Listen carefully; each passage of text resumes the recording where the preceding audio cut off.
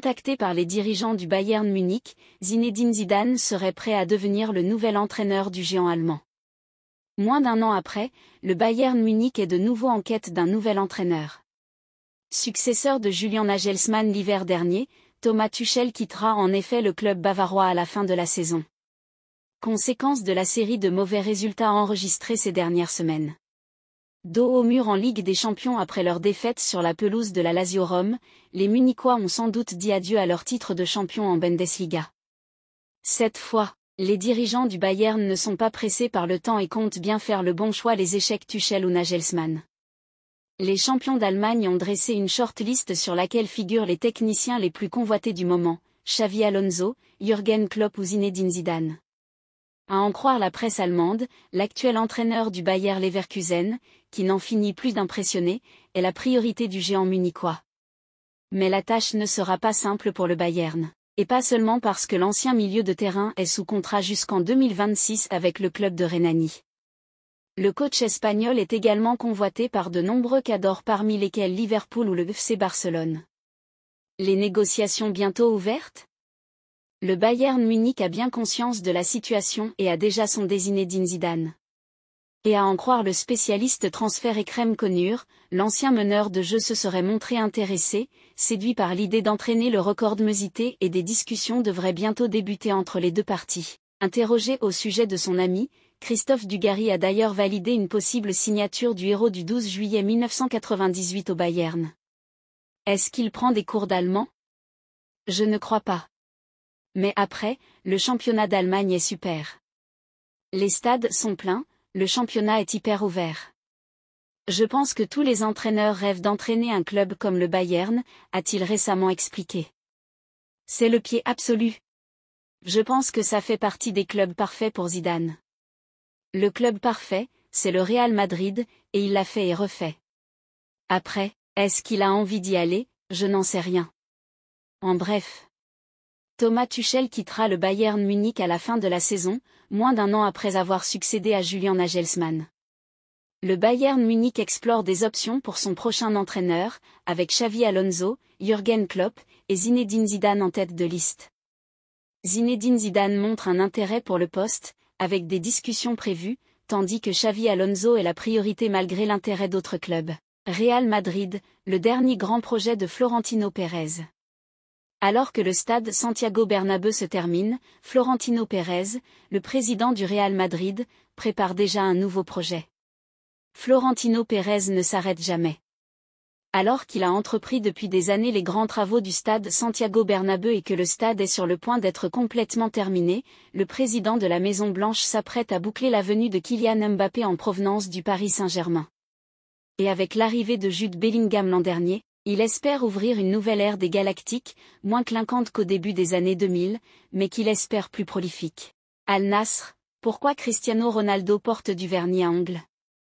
La récente publication de Cristiano Ronaldo sur ses réseaux sociaux n'est pas passée inaperçue.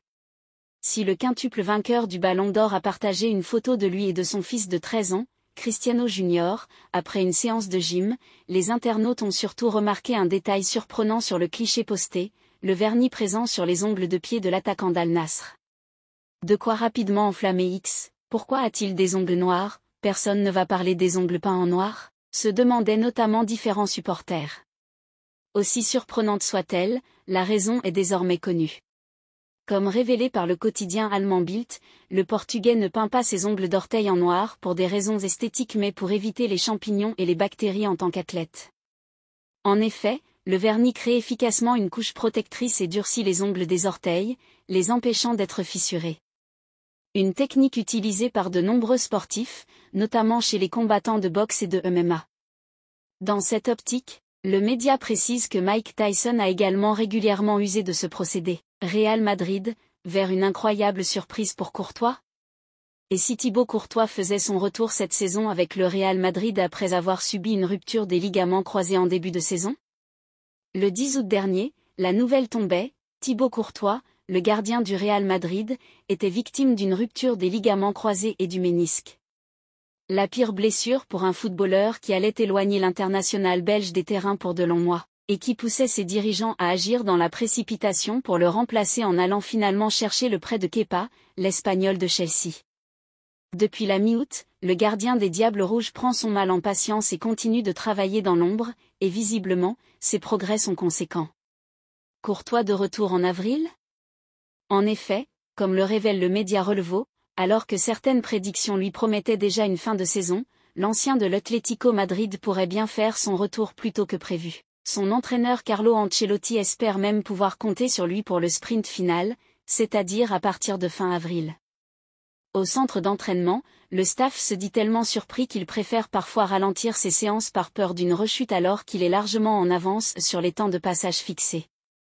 Une nouvelle qui devrait donner le sourire au Merengue tant le Belge est apparu crucial dans les conquêtes des titres ces dernières années.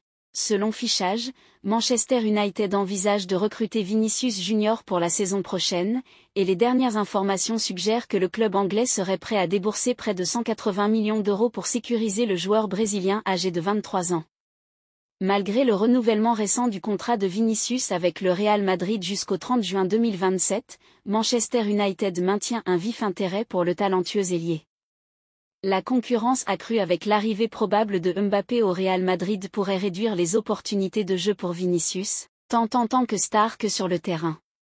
Dans ce contexte, le club anglais serait prêt à proposer un salaire annuel dépassant les 30 millions d'euros, dans l'espoir de convaincre Vinicius de rejoindre la Premier League. Cependant, la tâche semble quasi impossible étant donné la volonté du joueur de rester au sein de l'équipe madrilène.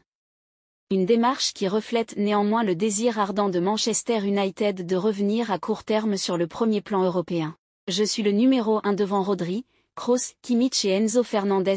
Hakan Çalhanoğlu, joueur de l'Inter Milan, est revenu sur le grand moment qu'il traverse avec le club italien.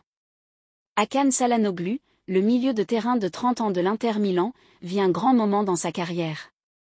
Le Turc est l'une des grandes stars de l'Inter de Simone Inzaghi et il s'est récemment exprimé sur ses qualités, affirmant ouvertement et sans complexe qu'il est actuellement le meilleur meneur de jeu du monde.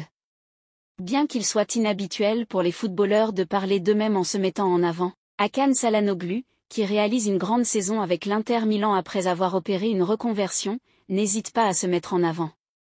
Meneur de jeu lors de son passage en Bundesliga et plus tard à l'AC Milan, il a reculé d'un cran à l'Inter, devenant le pivot par lequel passe tout le jeu de l'équipe de Simone Inzaghi. Lors d'une interview accordée à DAZN Italia, il a classé les meneurs de jeu du top 5 comme suit. Enzo Fernandez, 5e, Joshua Kimmich, 4e, Toni Kroos, 3e, Rodrigo Hernandez, 2e, et lui-même en première place. Le numéro 1, devant Rodri, Kroos, Kimmich et Enzo Fernandez. Même si tout le monde ne sera pas de son avis, il faut reconnaître que les chiffres sont de son côté. Au-delà de ses 11 buts et 3 passes décisives lors des 30 matchs disputés avec l'Inter cette saison, le site SofaScore montre également qu'il est le joueur ayant la meilleure note moyenne en Ligue des Champions et en Serie A avec les Nerazzurri. La conquête du Scudetto, qui est en bonne voie, et la lutte pour le titre en Ligue des Champions, une compétition où l'Inter a été finaliste la saison dernière, dépendent beaucoup de Çalhanoğlu. Après s'être imposé 1-0 face à l'Atlético lors du 8e de finale aller, les Nerazzurri vont devoir confirmer au retour au Metropolitano. Real Madrid, un ancien galactique valide l'arrivée de Kylian Mbappé. La saison prochaine, Kylian Mbappé jouera sous les couleurs du Real Madrid. Ancienne gloire du club madrilène, Ivan Elguera, 48 ans, s'est réjoui, dans les colonnes d'AS, de l'arrivée prochaine de l'attaquant français dans son ancien club. L'ancien défenseur, aux 346 matchs à la Maison-Blanche, se dit préférer Kylian Mbappé à Erling Haaland. Je pense que Mbappé est plus valable pour Madrid. Il peut jouer sur l'aile, comme avant-centre et même comme milieu de terrain si vous le souhaitez. Pas Haaland, c'est un avant-centre et c'est tout. Mbappé s'adapte plus facilement de par sa façon de jouer, le dribble, il se montre beaucoup plus sans le ballon, pour créer un mur, s'il faut jouer en dehors de la surface avec lui. L'Espagnol s'est également attardé sur le rôle défensif que l'attaquant français devra effectuer. Ce qu'il faut bien gérer, c'est l'équilibre et surtout l'effort physique, aussi bien en attaque qu'en défense. Je veux dire que si Mbappé arrive, il ne devrait pas moins se consacrer à la défense. Au final, les ailiers doivent remplir leur fonction défensive. Mbappé devra sûrement le faire aussi. Avec Kylian Mbappé, le Real Madrid s'apprête à vivre une nouvelle ère galactique. Ivan Elguera a connu la première ère des Galacticos, avec Luis Figo, 2000, Zinedine Zidane, 2001, Ronaldo, 2002, ou encore David Beckham, 2003. Pour lui, elle est supérieure à celle qui arrive dans les prochains mois dans la capitale madrilène. Il est vrai qu'il existe des Galactiques aujourd'hui, mais il n'y en a pas autant qu'à cette époque. Il n'y a rien à voir. Maintenant, ils ont beaucoup de joueurs avec plus de force physique et qui travaillent très dur. Cela ne veut pas dire qu'à ce moment-là ils n'ont pas travaillé, mais que nous nous sommes beaucoup concentrés sur l'attaque. Ce n'était pas une équipe aussi complète et équilibrée que celle-ci.